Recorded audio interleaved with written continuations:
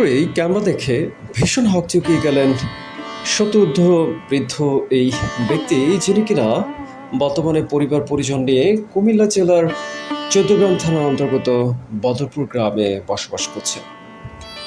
এটি হচ্ছে তার টি স্টল, খুব ছোট পরিসরে, এবং এই গ্রামটি কিন্তু একদমই ইন্ডিয়ান সীমান্তবর্তী একটি গ্রাম, অর্থাৎ এই টি স্টল থেকে মাত্র আধা কিলোমিটার দূরেই ইন্ডিয়ান বর্ডার।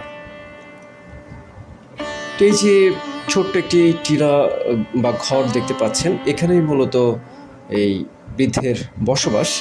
পিছনে কিছু আমরা ফল ফসলের গাছপালা দেখতে পাচ্ছি, এবং তিনি এই দোকানে মূলত চা বিক্রি করে থাকেন।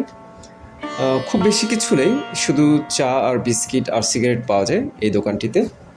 তো আমরা আজকে ওনার চা টেস্ট করব এবং এখানে হচ্ছে কিছুক্ষণ সময় কাটাবো এবং তার সাথে একটু গল্প করব।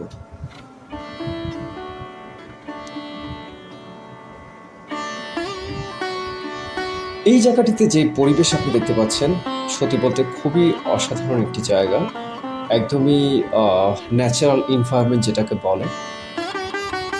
যদিও বৃদ্ধের এই দোকানে খুব বেশি কাস্টমার নেই, আসলে থাকার কথাও না, কারণ যেই জায়গাটি এটি অনেকটাই রিমোট এবং প্রত্যন্ত অঞ্চল বলা যায় আর কি। তো এখানে আসলে খুব বেশি মানুষের যে আনাগোনা আছে তাও নয়, হাতে গোনা যে কয়েকজন আসে তারাই মূলত এখানে চা পান করে থাকে।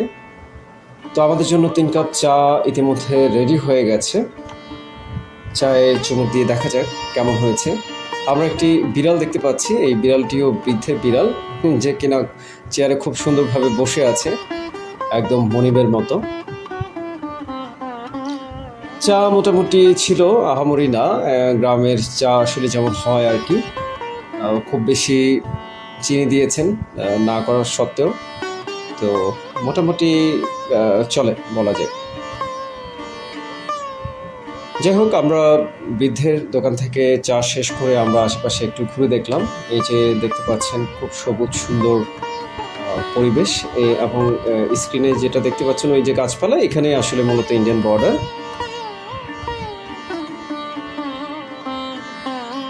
আমরা আরও কিছু আশেপাশে ঘুরে তারপর আমাদের এই শর্ট ট্রাভেলটি শেষ করলাম। ধন্যবাদ।